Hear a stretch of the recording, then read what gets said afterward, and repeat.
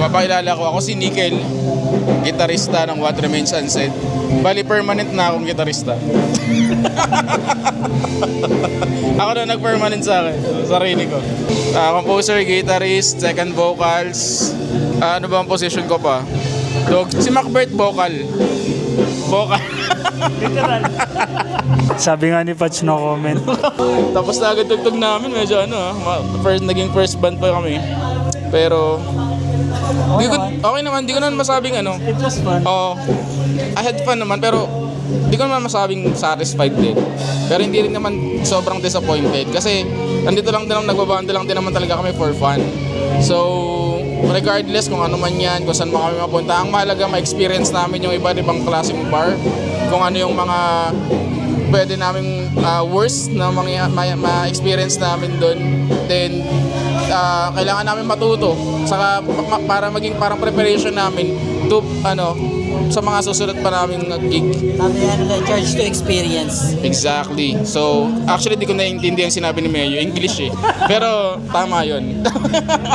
So, saka siguro masabi ko parang for now, kasi tagal ko na hinto sa music eh. Tagal ko na hinto sa pagbabanda. Siguro ngayon parang ini-enjoy ko lang hanggat kaya ko pa. Kasi darating yung panahon na matanda na sobra, alam mo yun, hindi na makakatugtog na katulad ng ganito, hindi na makakahalibilo sa mga sobrang mga bata, ganyan. Siguro I'm just healing my inner child. Kasi nung mga panahon na nagsimula ako magbanda, talagang sobrang namin. Nag-start kami na... Kung paano ka nag-umpisa magbanda? Nag-start ako magbanda, nagsimula ako sa simbahan. So, doon na talaga ako natuto mag-gitara, tas kung ano-ano, instrument bass, ganyan. Tapos beatbox lang yung drums namin doon.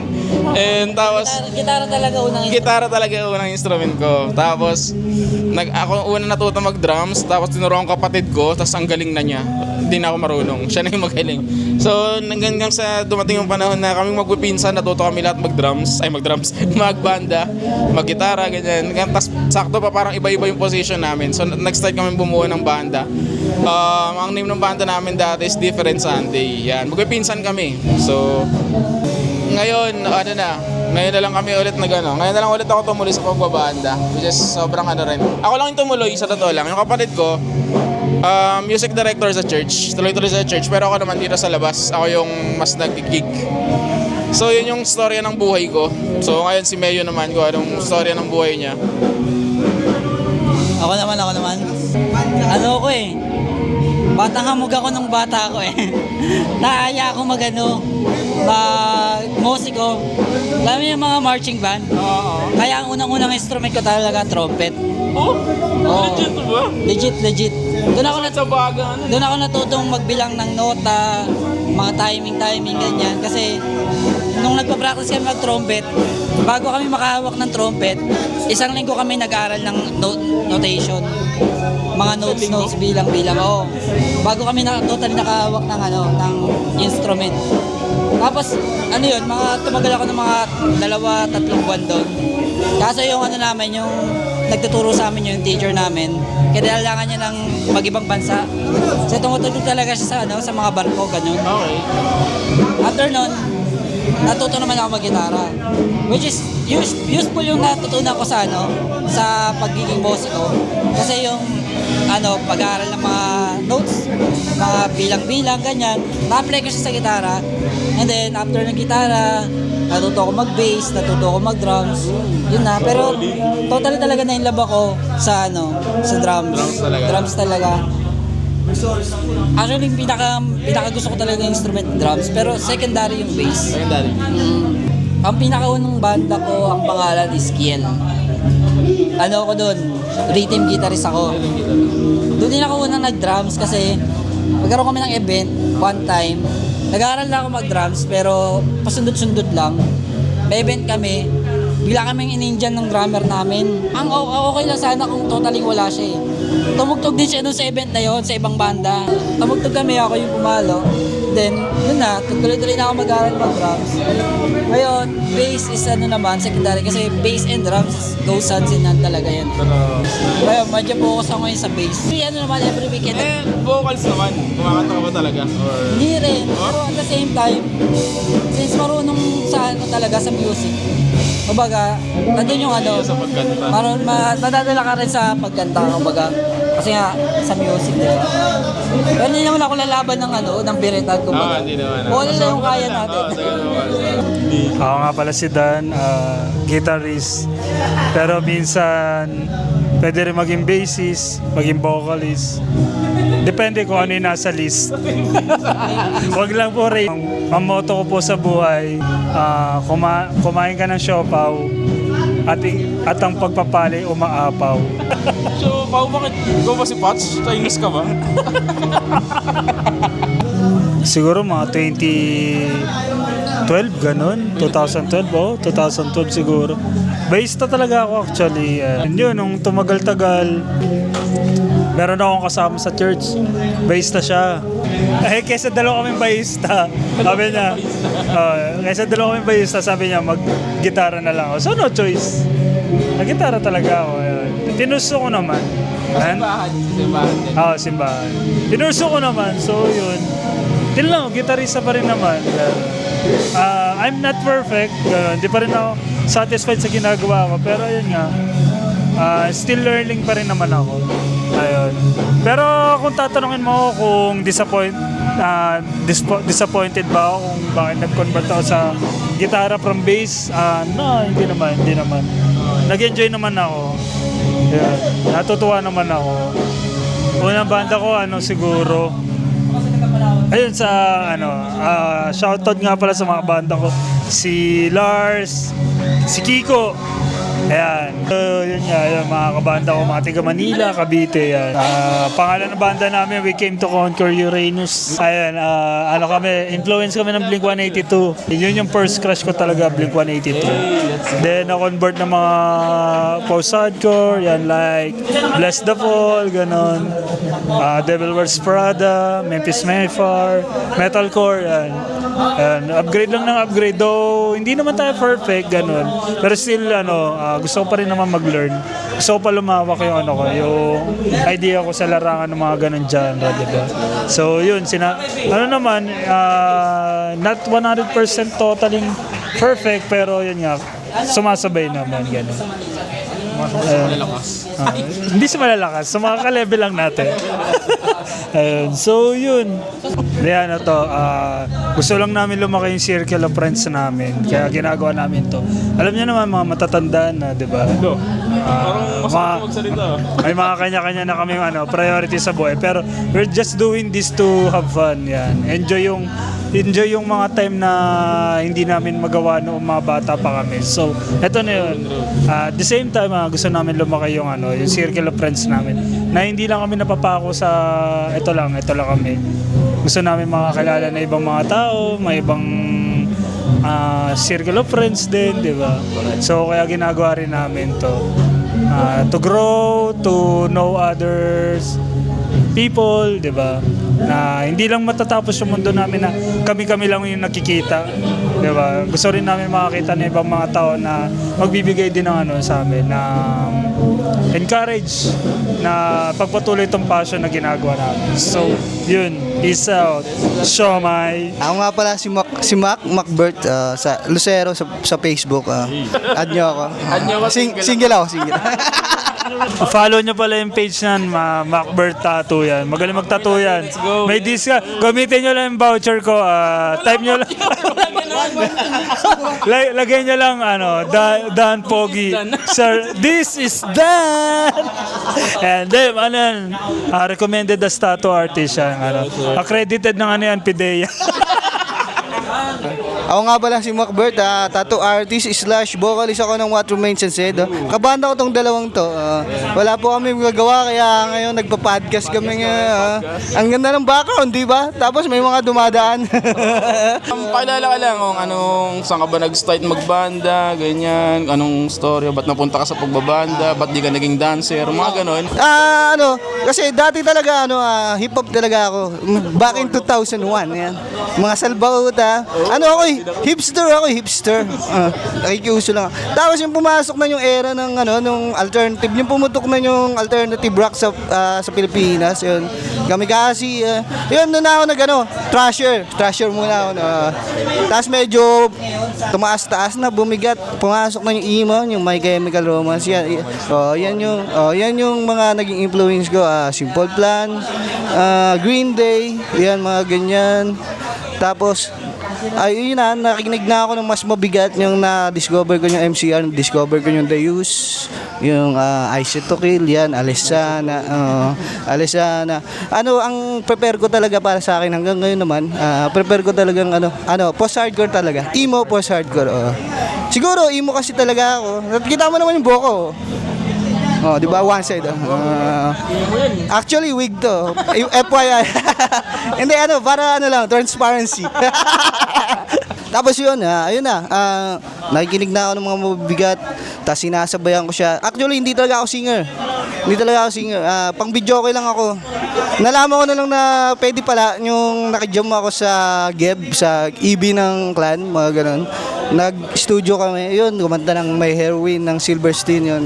Nasabayan ko naman, okay naman yung tapos yun na, pasok na ng 2009 yun, may nakilala na ako mga sa clan ko. Uso pa kasi yung clan nun, pero bata pa ako. Bakit 2009, uso yung clan nun. Nakamit ko yung mga kabandmate ko sa clanmate ko talaga. Simula na yung first band ko, 12:30 talaga. Tapos ayun, nag-extend na ng kasi mes bumigat na yung taste ko, ako, Curse the Serpent, Lamb of God, cover kami nun. Pero yung 12:30 puro original songs kami. Ang title ng mga kanta namin, Papaya Melang Pakwan, As I Hate Dying. Sikat kami sa Bagong Silang. may seryoso kami, meron kaming emo, Just Keep On Killing My Heart, It Feels So Good, Honey. Ang haba ng title kasi uso dati yung pag post-hardcore, ang haba ng title ng kanta, di ba? Tapos yung pangalan ng banda, ang haba, di ba? Meron din kaming emo song na nagawa, All I Want Is You, acoustic. Ang influence na Sleeping With Sirens, Escape the Fate. Yun. Gusto niyo ng sample? Hindi, wag na. Bago kami nag-disband. Hindi kami nag-disband, nagkapamilya na sila.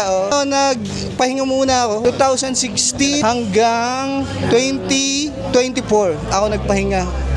Tapos bumalik lang ako, yung last year lang, 2025. Yun, na-meet ko si Joy ng Sudaya. Shoutout Joy. Ito pa pala dammer naman. Ako si Patch. Yun. Ako si Patch, bali nag-start ako mag-drums nung umupo ako sa drum set. Tapos hinampas ko. Yun. Ganun ako nag-umpisa.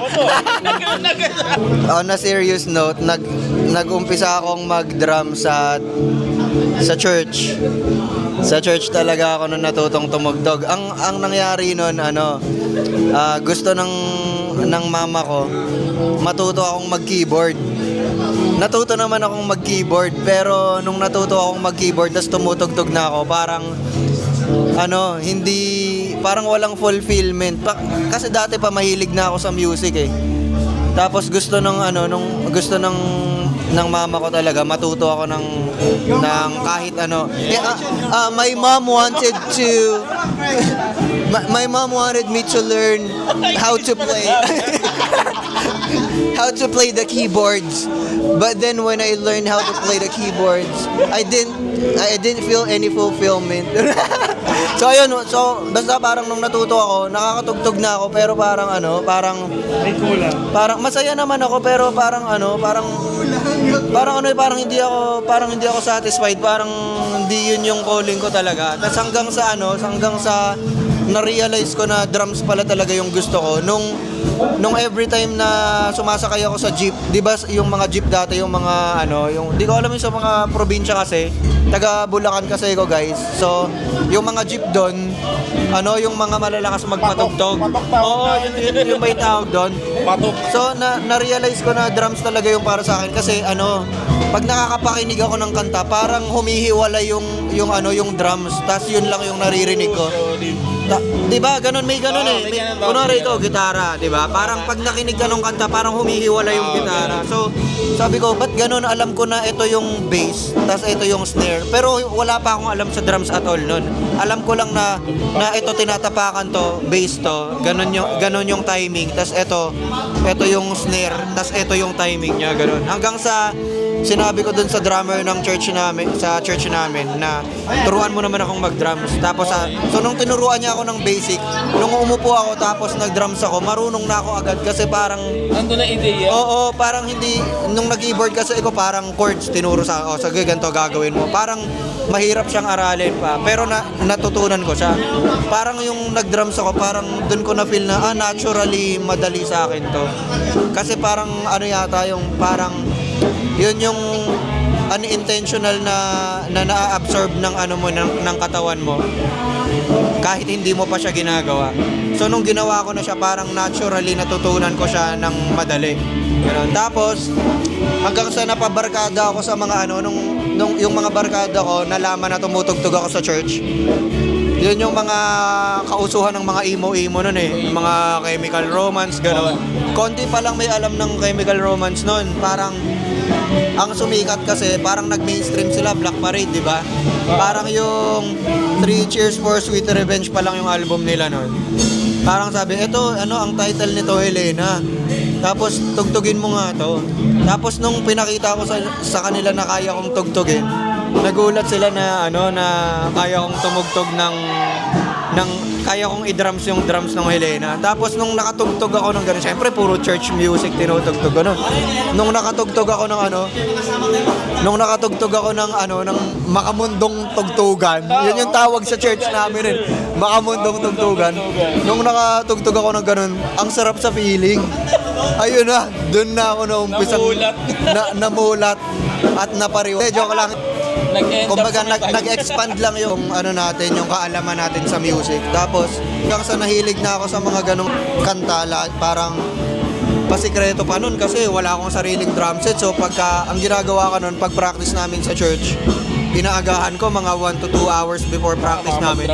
Parang tas ako lang nakakapayanig, nag-headset lang ako, tas natugtog-tugtog lang ako ganun. Eventually, nakahanap ako ng banda, pero medyo mild lang eh, usually mga Paramore yung nasasalihan ko eh.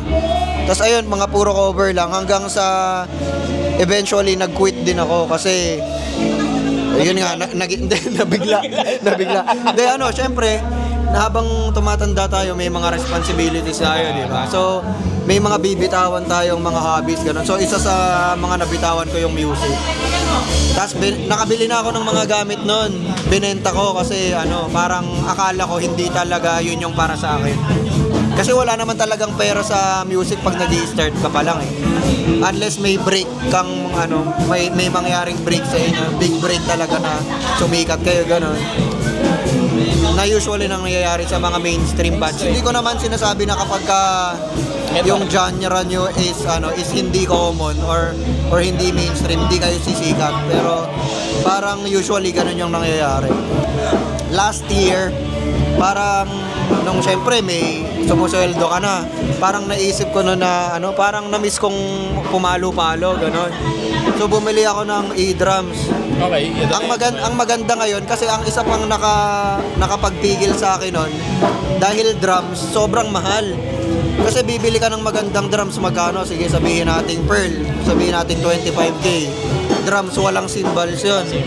Sabihin natin bibili ka ng cymbals. Ang tina-target ko noon dati, lang, B8 nga lang, CBT. So mga inaabangan ko pang mag-sale yun, sabihin natin mga 15k. So 40k na, na agad yun. Oo, 40k na agad yun. Para makapag-record ka, kailangan mo pa ng mic, kailangan mo pa ng mixer. Tama. Pero dahil as time goes by, parang syempre yung technology, 'di ba, nag-e-evolve na halos lahat ng industry, kahit sa industry ka man naroon. Parang kunwari yung music, na-invento na ngayon yung e-drums. Na pag may e-drums ka, yung kit lang mismo bibilin mo, sobrang dami ng tunog na pwedeng magawa nun. Pwede, hindi, yun lang bibili mo, di ka na bibili ng cymbals, di ka na bibili ng mic, makakapag-record ka pa. So, ayun, bumili ako ng e-drums. Tapos parang parang gusto ko lang masatisfy yung hunger ko na tumugtog ulit. Hanggang sa sabi ko, okay na, nakakatugtog na ako, pero parang gusto ko ulit magbanda. Pero lang yung hindi seryoso, lang, parang chill lang, hahanap lang ako. Sabi ko, parang kahit anong kahit anong genre. Kasi yun lang din naman yung natugtog eh. Pero yung mga tugtugan ko talaga, ito talaga yung mga post-hardcore talaga. Kaya nung nakita ko yung post ni Dan, yung nakita ko nun, sa Looking for Bandmates, nakita ko putik yung mga Random lang, random. Oo, pre. Hindi, actually may mga piniem na ako noon. Yung mga yung mga hindi ko naman gustong-gusto pero pwede na. Yung parang pwede nang makatugtugan ganun. De piniem ko tas parang parang sobrang daming requirement, parang sendan mo kami ng video ganyan. Ayun, yung mga Tapos o kaya yung iba naman, mag-audition ka muna sir, tas hindi lang ako yung magde-decide, marami kaming magde-decide ganun. Parang, dude, gusto ko lang mag-chill, gusto ko lang makipag-jam, ganun. Hanggang sa nakita ko yung post ni Dana, uy, okay to. Hindi, yung mga banda kasi, na pinost niya, mga The Youth, Memphis Mayfire, mga talaga, yun talaga yung tugtugan na gusto ko. Na hindi ko pa na-experience ever na tugtugin na sa banda. Kumbaga, siguro nagko-cover lang ako or tumutugtog lang ako mag-isa, pero hindi ko pa talaga na-experience na sumali sa banda na gano'n yung tugtugan. Tapos piniem ko si Dan, sobrang chill lang. Parang mga 1 month yata kaming nag-uusap na parang parang magre-reply kami sa isa't isa ng mga after 2 to 3 days, gano'n. Tapos walang hiningi sa akin, parang ang gusto lang niya sabihin ko kung kailan ako pwede. Tapos pag pwede ako magja-jam, tapos ito yung mga line-up, ganun. No pressure, hindi kami professional, ganyan. Pero nung tumugtog po solid, men. Parang, nung tumugtog kami, parang, ito na pala yun. Ito na yung gusto ko. Parang, enjoy mo. ito yung gusto kong tugtugin, yung parang nung bata pa ako. Ito yung gusto kong tugtugan. Na ngayon, na dati sobrang hirap makahanap ng ganong klaseng banda. Parang, syempre dahil dati parang mga referral lang yan sa mga kaibigan, pero isa na rin yung social media ngayon at tingnan nyo, dun lang ako naghanap sa Facebook page na Facebook group na Looking for Band Members. Tapos sobrang layo pa. Dumayo pa ako from Manila to QC. Hindi naman malayo pero isang oras din na biyahe yun. Ayun, tas ayun. 6 months na tayo, 6 months. 6 months na. Mga nakakaano na din kami, mga 6 na gig na din tayo, 5, 6, 7. Parang after 1 month, nag-gig na agad kami. Parang dalawang practice lang, nag-gig na agad tayo. Ayun, so far, masaya naman ako. Pero wag lang ako mabibigla, baka mag-quit. Hindi, joke lang. Siguro ang gusto ko lang i-share, wag niyong sukuan agad yung mga bagay na gusto nyo. Parang pwede niyong ipahinga, pero kung gusto nyo talaga, hindi talaga mawawala sa puso nyo yun eh. Ayun. That's right. Hindi ako sanay ng gantong usapan na seryoso kasi puro kami kagaguhan sa Puro kami kagaguhan sa banda namin. Ganda ng ambience eh. Ganda ng background na. Ayun. Pero ang huli kong masasabi, no comment. Sabi ko na eh. Thank you, Tals. Thank you. So, doon lang natin i-end yung podcast natin na to, no? Parang biglaang podcast. Follow nyo ko yung What Remains Unsaid. Hope na may interesado sa mga gantong klaseng tugtugan. Na shoutout sa mga nagbabanda dyan na tinatrasok ng nanay nila na yung kanta nila ay debil-debil. So, let's go. So, that's it. Thank you so much. Bye. Peace out.